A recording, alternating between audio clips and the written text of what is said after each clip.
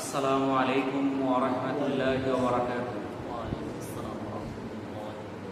ইন্নাল হামদালিল্লাহ নাহমাদুহু ওয়া নুসাল্লি আলা রাসূলিল কারীম, আম্মা বাদ। আল্লাহ পাকের নিকট লাখো কোটি শুকরিয়া যে মহান আল্লাহ তাআলা আমাদেরকে পবিত্র শুক্রবার জুমার নামাজ আদায় করার জন্য মসজিদে আসার মতো তৌফিক দান করেছেন। এই জন্য মহান আল্লাহর নিকট শুকরিয়া আদায় করি, আলহামদুলিল্লাহ। জিলকদ মাসের 3 তারিখ অর্থাৎ জিলকদের প্রথম শুক্রবার। বর্তমান বিশ্বে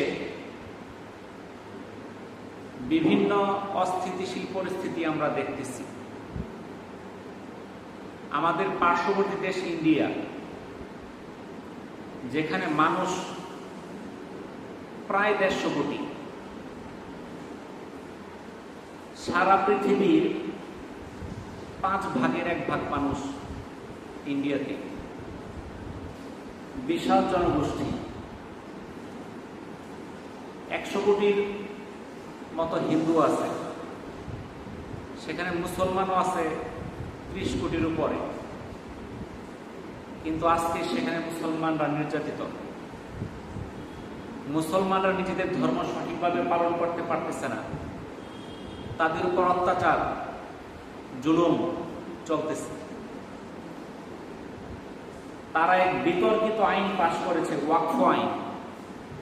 তো ইন্ডিয়াতে হাজার হাজার একর জমি আছে ওয়াকফ করা, যেগুলোর দাম অনেক, যেখানে অসংখ্য মসজিদ মাদ্রাসা নির্মাণ করা আছে। এখন নতুন আরেকটা বিতর্কিত আইন ইন্ডিয়া সরকার পাশ করেছে, যেটার কারণে সেই ওয়াকফকৃত জমিগুলোর তদারকি করবে ওই দেশের সরকার।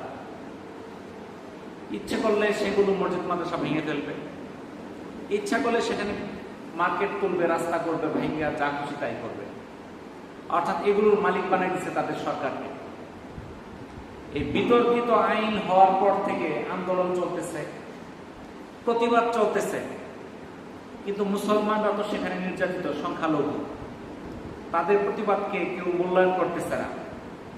তারা কঠিন কোনো প্রতিবাদ করতে পারতেছে না, কারণ তাদের উপর জুলুম, জেল, অত্যাচার এগুলো লেগেই আছে। তারা কেউ কিছুই করতে পারতেছে না। এরই মধ্যে ভারতের উত্তরখণ্ডের রাজ্যের 170টারও বেশি মাদ্রাসা বন্ধ করে দেওয়া হয়েছে। তাহলে ভারতের উত্তরখণ্ডে 170টারও বেশি মাদ্রাসা বন্ধ করে দেওয়া হয়েছে। গত 16 এপ্রিল ভারতের হরিয়ানা রাজ্যে 50 বছরের পুরনো একটা মসজিদ ভেঙে ঘুরিয়ে দেওয়া হয়েছে। যে মসজিদটা আজকে তৈরি হয় না, আজকে থেকে আরো 50 বছর আগে তৈরি হয়েছে, সেই মসজিদটা ছিল হরিয়ানা রাজ্যে, সেটা ভেঙে ঘুরাই দেওয়া হয়েছে। গত 10 ডিসেম্বর ভারতের উত্তরপ্রদেশে 185 বছরের একটা মসজিদ, নাম হলো মসজিদে নুরি জামে মসজিদ। এই নুরি জামে মসজিদের একটা অংশ ভেঙে দিচ্ছে। এই মসজিদটা নির্মাণ হয়েছে 1839 সালে। এই মসজিদটা ভাঙার কারণ কি? তারা বলছে এখানে রাস্তা আছে, কিন্তু ওই রাস্তাটা নির্মাণ হয়েছে 1956 সালে। রাস্তা নির্মাণ হয়েছে 1956-তে, আর মসজিদ তৈরি হয়েছে 1839 সালে। অর্থাৎ রাস্তার 100 বছরেরও বেশি আগে মসজিদ ছিল। আর তারা বলতেছে রাস্তার মধ্যে মসজিদ করছে কে? তাহলে রাস্তা আগে না মসজিদ আগে? মসজিদ আগে। তাহলে তো মসজিদের মধ্যে তারা রাস্তা করতেছে, আর রাস্তার মধ্যে তো মসজিদ করা হয় নাই। তারা মসজিদের একটা অংশ ভাঙা রাস্তা করতেছে। বাবরি মসজিদ ভাঙা হয়েছে কি দিয়া? যে এখানে মন্দির ছিল। আসলে তারা প্রত্নতাত্ত্বিক গবেষণা করে সেখানে মন্দির কোনো লক্ষণ পায় নাই, যেখানে কোনো মন্দির ছিল কোনো প্রমাণ পায় নাই।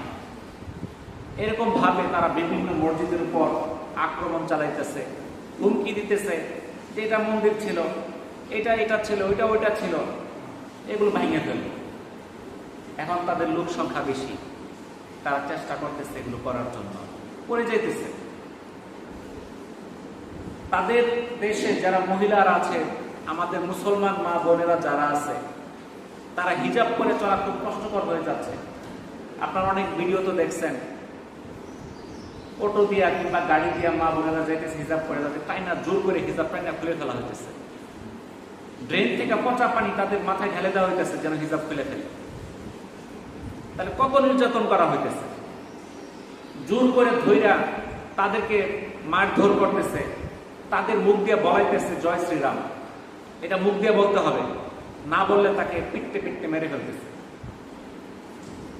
পশ্চিমবঙ্গে ইদানিং শুরু হয়েছে বাংলাদেশি বলে মুসলমানদের ঘরবাড়ি ভাঙতেছে, বলতেছে এরা বাংলাদেশ সব ভেঙে ফেলে, এদেরকে বিতাড়িত করে দেয়। কিন্তু ওদের পূর্বপুরুষ বাপদাদা তাদের জন্ম হলো সেই ইন্ডিয়াতে, কিন্তু বাংলাদেশের দুহাই দিয়া মুসলমানদের ঘরবাড়িগুলো ভেঙে দিতেছে। তারা কোথায় যাবে, কোথায় থাকবে? খোলা ময়দানে তাঁবু করেও থাকতে পারতেছে না, সেখানেও তারা কি করতেছে? তাঁবুটাও ভেঙে দিতেছে। একটা ভিডিওতে দেখলাম যেটা খোলা তাঁবুর মধ্যে থাকতেছে, সেখানে তারা মুরগি রান্না করে খেতেছে। একদল হিন্দু গেরুয়া পর আয়সা সেই তরকারি মিললে পারতেছে, গরু রাখতেছে, গরু মাংস রান্না করতেছে। তারা বলতেছে মুরগি, তো মুরগি, অর্থাৎ তারা মুরগিও খাইতে পারতেছে না, গরুর দোহাই দিয়ে তাদেরকে অত্যাচার করতেছে।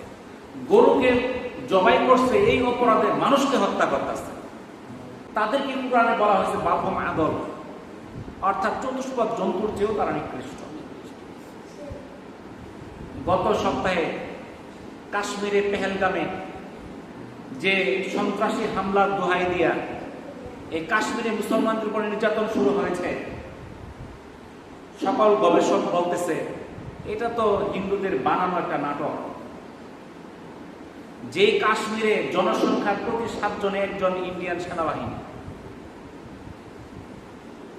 প্রতি 50 মিটারের মধ্যে একজন বন্দুকধারী সেনাবাহিনীর লোক থাকে, কঠোর নিরাপত্তার জায়গা।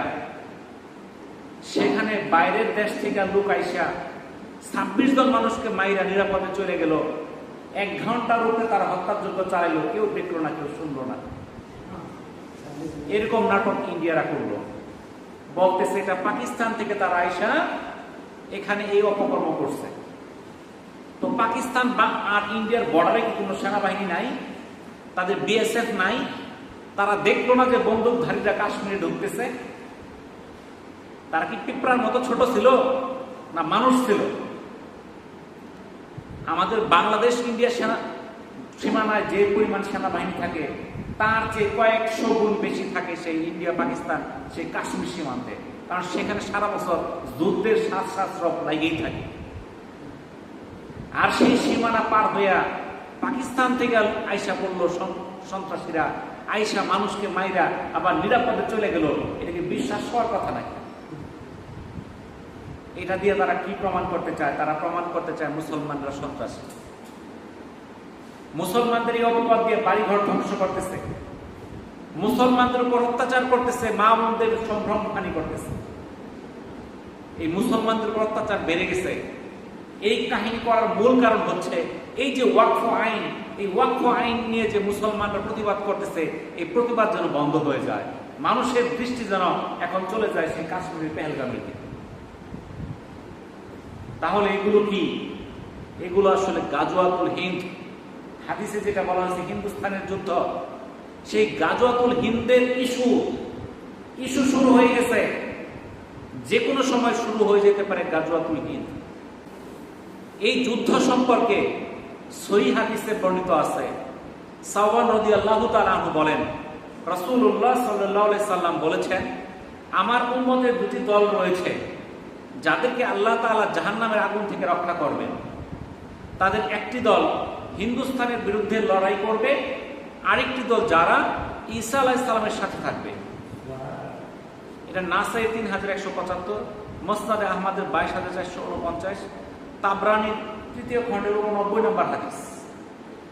এই হাদিসটাকে হাদিস গবেষক যারা তারা বিশুদ্ধ বলে মত দিয়েছেন। তাহলে আল্লাহ রাসূল কি বললেন? আমার উম্মতের মধ্যে 2টি দল জাহান্নামের আগুন থেকে রক্ষা পাবে। এর একটা দল কারা? যারা এই হিন্দুস্তানের যে লড়াই, সেই লড়াইয়ে হিন্দুস্তানের বিরুদ্ধে লড়বে। আর 2 নাম্বার ঈসা আলাইহিস সালামের পক্ষে যে দলটা থাকবে, এই দল দুটাকে জাহান্নামের আগুন স্পর্শ করবে না। এখন এই গাজওয়াতুল হিন্দ সম্পর্কে হাদিসে এবং বিভিন্ন ঐতিহাসিক গ্রন্থের মধ্যে বিভিন্ন মত আছে। কোন কোন ঐতিহাসিকের মধ্যে এই যুদ্ধটা হয়ে গেছে। আবার বর্তমান প্রেক্ষাপটে অধিকাংশ বিশেষজ্ঞ যারা তারা বলতেছে এই যুদ্ধটা সামনে। এই হিন্দুস্তানে বেশ কয়েকটা যুদ্ধ হয়েছিল। হযরত ওমর রাদিয়াল্লাহু তাআলা আনহুর খেলাফতকালে 15 হিজরিতে ওসমান বিন আবুল আসর রাদিয়াল্লাহু তাআলা আনহুর নেতৃত্বে একটি সেনাদল প্রেরিত হয়েছিলেন হিন্দুস্তানে, যারা থানা, ব্রুস এবং দেবল বন্দরে সফল অভিযান পরিচালনা করেন। যে থানাকে বর্তমানে মুম্বাই, ব্রুসকে গুজরাট আর দেবলকে করাচি বলা হয়, সেই সময় স্মরণদ্বীপ জয় করেন, যাকে বর্তমানে শ্রীলঙ্কা নামে অভিহিত করা হয়। 2 নম্বর যুদ্ধ হযরত মুয়াবিয়া রাদিয়াল্লাহু তাআলা আনহুর খেলাফতকালে 41 থেকে 60 হিজরিতে হিন্দুস্তানের বিরুদ্ধে যুদ্ধ পরিচালিত হয়। এরপর 93 হিজরিতে খলিফা ওয়ালিদ বিন আব্দুল মালিকের আমলে মুহাম্মদ বিন কাসেম সাকাফি রাদিয়াল্লাহু তাআলা আনহুর নেতৃত্বে সিন্ধু ও হিন্দুস্তান বিজিত হয়। 3 নাম্বার 5ম শতাব্দীর হিজরির প্রথম দিকে গজনির সুলতান মাহমুদ হিন্দুস্তানের বিরুদ্ধে একাধিক যুদ্ধ পরিচালনা করেন। তিনি ভারতের বিখ্যাত সোমনাথ মন্দির প্রবেশ করে সকল মূর্তি ভেঙে অতঃপর বিজয়ী হয়ে ফিরে আসেন। অপরপক্ষে হযরত আবু হুরায়রা রাদিয়াল্লাহু তাআলা আনহু কাব ও সাফওয়ান বিন আমর রাদিয়াল্লাহু তাআলা আনহু থেকে বর্ণিত একটি হাদিস।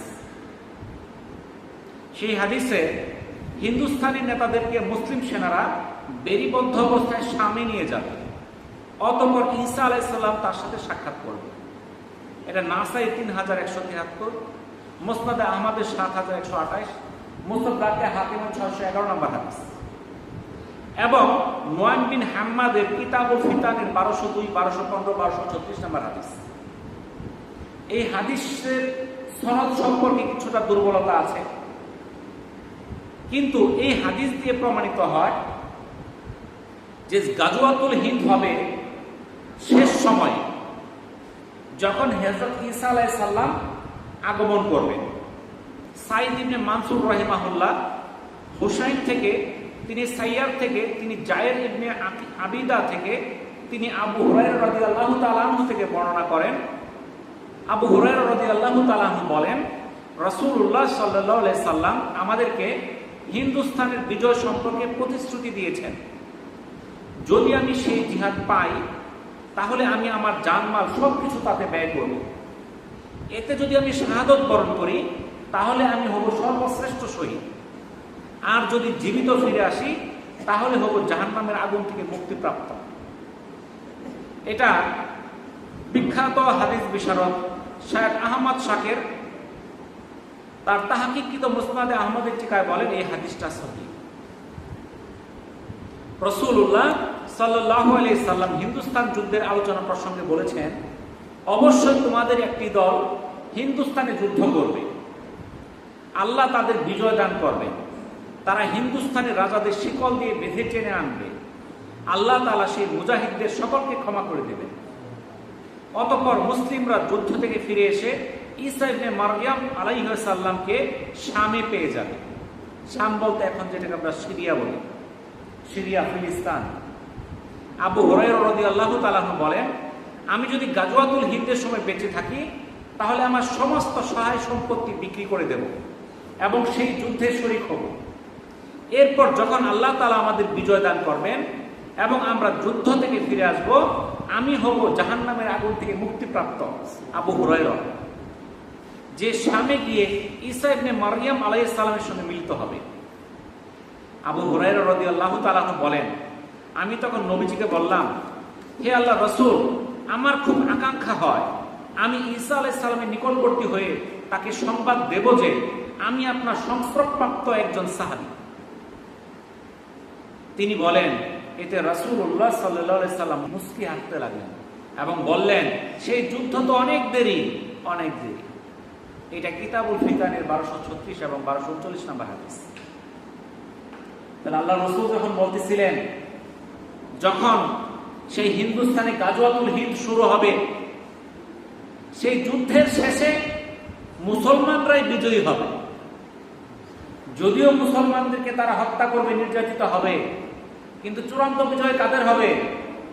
মুসলমানদের। কাব আহবার থেকে বর্ণিত, বাইতুল মুকাদ্দাস জেরুজালেমের একজন রাজা ভারতের দিকে সৈন্য প্রেরণ করবে। তাহলে কাব আহবার থেকে বর্ণিত, বায়তুল মুকাদ্দাসের একজন রাজা, যিনি ভারতের দিকে সৈন্য প্রেরণ করবে এবং সেখানে যাবতীয় সম্পদ ছিনিয়ে নেবে। ওই সময় বায়তুল মুকাদ্দাসের একটি অংশ হয়ে যাবে, তখন ভারতটা কি হয়ে যাবে? সেই বায়তুল মুকাদ্দাসের অংশ হয়ে যাবে। ভারত পর্যন্ত সেই শাসন ছড়ায় যাবে। তখন তার সামনে ভারতের সৈন্যবাহিনী গ্রেপ্তার অবস্থায় পেশ করা হবে। প্রায় গোটা পৃথিবী তার শাসনের অধীন থাকবে। ভারতে তাদের অবস্থান দাজ্জালের আবির্ভাব হওয়া পর্যন্ত থাকবে। এটা কিতাবুল ফিতানের 1235 নম্বর হাদিস। তাহলে এই যে বায়তুল মুকাদ্দাস, সেখান থেকে বায়তুল মুকাদ্দাসের শাসক কি করবে? সেনাবাহিনী পাঠাবে কোথায়? এই ভারতীয় উপমহাদেশে, হিন্দুস্তানে। কারণ এই যে অত্যাচার শুরু হয়েছে, মুসলমানদের উপর নির্যাতন শুরু হয়েছে, এটা কি বন্ধ হয়ে যাবে না কমবে? এটা সময় যাবে আরো বাড়বে, সময় যাবে আরো বাড়বে। সারা বিশ্বের মুসলমান কিছু বলবে না, তারা নিশ্চুপ হয়ে থাকবে, তারা চুপচাপ থাকবে। কারণ তারা বলবে আমরা বললে আবার আমাদের কি করে, তারা বড় দেশ। এমনকি যারা শক্তিশালী টাকা পয়সাওয়ালা দেশ, তারাও নীরব হয়ে আছে। দেখেন সৌদি আরব, কাতার, কুয়েত, সংযুক্ত আরব আমিরাত, জর্ডান, মিশর, তারা কি শক্তিতে কম নাকি? কিন্তু তারা কিছুই বলে না। তারা প্রতিবাদটুকু পর্যন্ত করে না যে ইন্ডিয়াতে মুসলমানদের উপর নির্যাতন হইতেছে। এই কথাটা মুখ দিয়ে তারা আনেই না। এমনকি গত কিছুদিন আগে এই যে ফিলিস্তিনে যে নির্মম হত্যাযজ্ঞ ইসরায়েলরা করতেছে, এটার প্রতিবাদে বাংলাদেশি কিছু লোক সৌদি আরবে মিছিল করছিল। এটার কারণে বাংলাদেশি লোকদেরকে ধরপাকড় শুরু হয়েছে। তাদের সম্পর্ক ইসরায়েলের সাথে, ইহুদিদের সাথে, তারা তাদেরকে ভয় পায়া চলে। তাদের ইমানের মজবুতি নাই। দেখেন সিরিয়া একটা দেশ, ইয়ামেন একটা দেশ। ইয়ামেন দেশের দুর্ভিক্ষ পীড়িত একটা দেশ, দরিদ্র একটা দেশ, নাই অস্ত্র শস্ত্র, নাই তেমন কিছু, কিন্তু তারা ফিলিস্তিনিদের জন্য নিজেরা যুদ্ধে শরীক হয়েছে। তারা ইয়ামেন থেকে তারা ক্ষেপণাস্ত্র নিক্ষেপ করতেছে ইসরায়েলে। তাদের তেমন শক্তিশালী অস্ত্র নাই, যা আছে তাই দিয়ে লড়তেছে। কিন্তু মিশর, জর্ডান, সৌদি আরব, তাদের এত সৈন্যদল, এত অস্ত্র শস্ত্র থাকার পরেও তারা কিছুই করে না।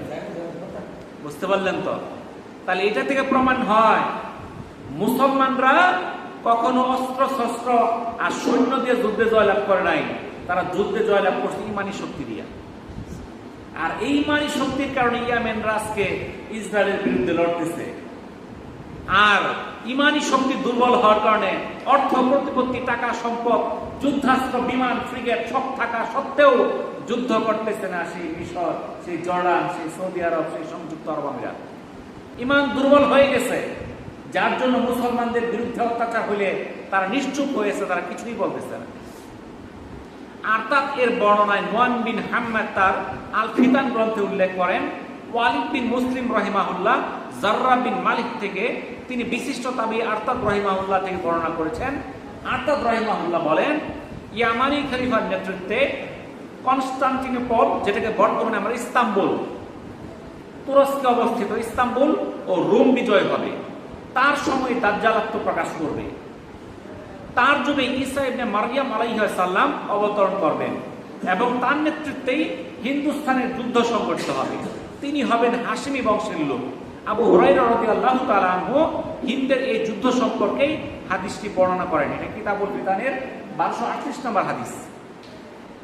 এই হাদিসটায় আরো যেই লক্ষণটা, যেই পূর্বাভাসটা আল্লাহ রাসূল দিয়ে গেছেন, এই যে বর্তমান তুরস্ক, এটা কি মুসলমানদের অধীনে না খ্রিস্টানদের অধীনে? তো মুসলমানদের অধীনে আছে।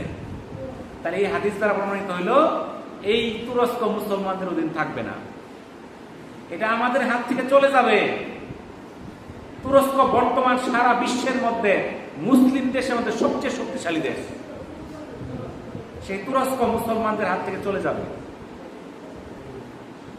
ইয়ামানি খলিফা, ইয়ামেন, এই যে ইয়ামেন থেকে যুদ্ধ চলতেছে, যাদের অস্ত্র নাই, কিচ্ছুই নাই, আছে শুধু মনোবল। বুঝতে পারছেন তো? তাদের টাকা পয়সা, বিশাল বিল্ডিং, বিশাল অর্থনীতি কিছুই নাই, কিন্তু তাদের মনোবল আছে, ইমান আছে। সেই ইয়ামান থেকে কি করবে?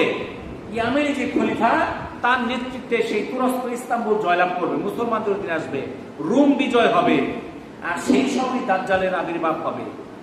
আর সেই হযরত ঈসা আলাইহিস সালাম আত্মপ্রকাশ করবেন, এই দুনিয়াতে আগমন করবেন, এবং তার নেতৃত্বেই এই হিন্দুস্তানের বিজয় হবে। তিনি হবেন হাশিমি বংশের লোক।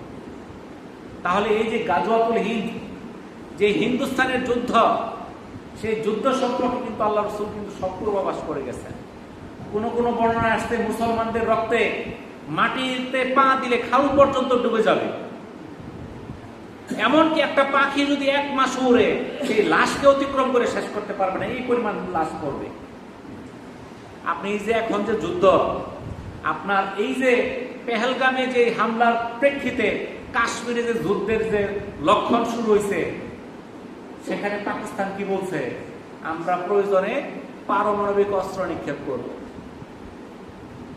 তো বিভিন্ন সূত্র মোতাবেক পাকিস্তানের পারমাণবিক বোমা আছে 170টা, ইন্ডিয়ার আছে 180টা। তাহলে কয়টা বোমা আছে? 350। এই ভারত উপমহাদেশে 350 বোমা লাগতো না, এই ভারত উপমহাদেশ ধ্বংস হইতে। এই 350 বোমা লাগতো না, বুঝছেন তো? এই উপমহাদেশ শেষ হয়ে যাবো না, এই 350 বোমা লাগবে না।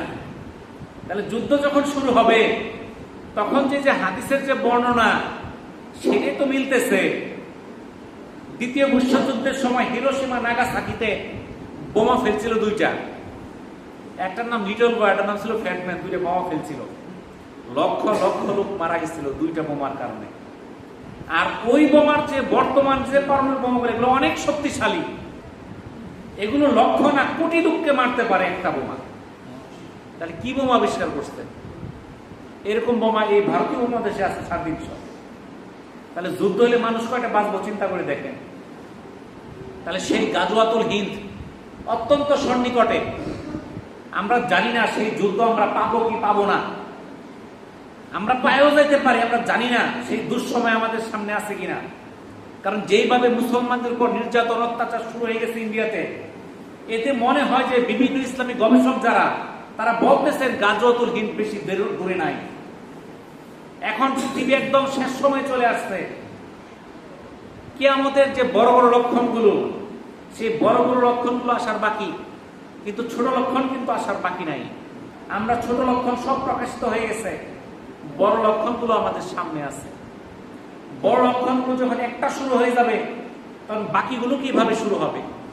এইভাবে হাদিসে আসছে, একটা পুঁতির মালাতে একটা দানা যদি ছিঁড়ে যায়, একটা মালা যদি ছিঁড়ে যায়, একটা দানা পড়ার পরে বাকি দানাগুলো যেভাবে একটার পর একটা পড়তে থাকে, ফেরানো যায় না। ঠিক একইভাবে কিয়ামতের যে বড় আলামত গুলো, সেগুলো বের হয়ে গেলে একটার পর একটা প্রকাশিত হবে, আর থামবে না। কিয়ামতের বড় আলামত আছে 10টা। দাজ্জালের আগমন, হযরত ঈসা আলাইহিস সালামের আগমন, এই যে ফিলিস্তিনের যুদ্ধ, এগুলো তো হবে যখন একটা শুরু হয়ে যাবে, একটার পর একটা, একটার পর একটা শুরু হয়ে যাবে। তাহলে এই যে যুদ্ধ চলতেছে, লক্ষ লক্ষ মানুষ হত্যা করতেছে, এক সময় কিন্তু মুসলমানরা কি করবে? যুদ্ধে নামবে, এবং তারা চূড়ান্ত যখন যুদ্ধে নামবে, তারা জয়লাভ করবে। এটাই হলো আল্লাহ রাসূলের ঘোষণা। এটাই আল্লাহ তাআলার কি তার হিসাব। আল্লাহ তাআলা এই পৃথিবীর সৃষ্টির আগে সবকিছু লিপিবদ্ধ করে রেখেছেন। সেই বাইতুল মুকাদ্দাস মুসলমানদের অধীনে আসবেই, তো এখনো আসতেছে না কেন? আল্লাহ তাআলা দেখতেছে কার ঈমান কতটুকু মজবুত, কার কি ভূমিকা আছে, কারা সেই বাইতুল মুকাদ্দাসকে উসিলা করে সেখানে তার জীবনটা বিলায় সে জান্নাতের পাখি হয়ে যেতে পারে। আর যারা কিছুই করতেছে না, তাকায় তাকায় দেখতেছে, এই সকল মুনাফিককেও আল্লাহ তাআলা দেখতেছে। এই সকল মুনাফিককে আল্লাহ তাআলা জাহান্নামের জন্য তৈরি করতেছে। কারণ আল্লাহ রাসূল বলেছেন যে প্রকৃতপক্ষে ঈমানদার, প্রথম স্তরের ঈমানদার, তার সামনে যখন কোনো অন্যায় অবিচার দেখে, তখন সে হাত দিয়ে প্রতিবাদ করে, হাত দিয়ে প্রতিহত করে। যদি তার সেইটুকু ঈমান না থাকে, দ্বিতীয় স্তরের ঈমানদার হইলে সে মুখ দিয়ে প্রতিবাদ করে। আর যে সর্বনিম্ন স্তরের ঈমানদার, সে অন্তরে ঘৃণা করে, সে কাজটাকে ঘৃণা করে। আর যে এটাও করে না, তার মধ্যে ঈমানের কোনো চিহ্ন নাই। আজকে আমরা হাত দিয়ে প্রতিবাদ করি না, আমরা মুখ দিয়েও প্রতিবাদ করি না, অন্তর দিয়েও ঘৃণা করি না। সেই ইহুদিদের বিরুদ্ধে আমরা দোয়া করি না, সেই মুসলমানদের পক্ষে আমরা দোয়া করি না, তাহলে কিসের মুসলমান হইলাম আমরা? তাহলে আমাদেরকে যদি ঈমানের পরিচয় থাকে, আমাদেরকে সেই এই ইহুদি এবং যারা এই ইন্ডিয়াতে মুসলমানদের উপর নির্যাতন করতেছে তাদের বিরুদ্ধে আমাদের বদদোয়া করতে হবে। আল্লাহুম্মা মুজরিয়াস সাহাব ওয়া মুনজিলাল কিতাব সারিয়াল হিসাব হাজেমাল আহজাব আল্লাহুম্মা জিমহুম ওয়া আযলজিলহুম, এই দোয়া করে তাদের বিরুদ্ধে বদদোয়া করছে, আমাদেরকেও করতে হবে। আর মুসলমানদের জন্য হাত শক্তিশালী হয় সেই জন্য আল্লাহর কাছে দোয়া করতে হবে। আল্লাহ তাআলা আমাদের আমল করার তৌফিক দান করুন। ওয়া আখিরু দাওয়ানা আনিল হামদুলিল্লাহি রাব্বিল আলামিন। আসসালামু আলাইকুম ওয়া রাহমাতুল্লাহি ওয়া বারাকাতুহু।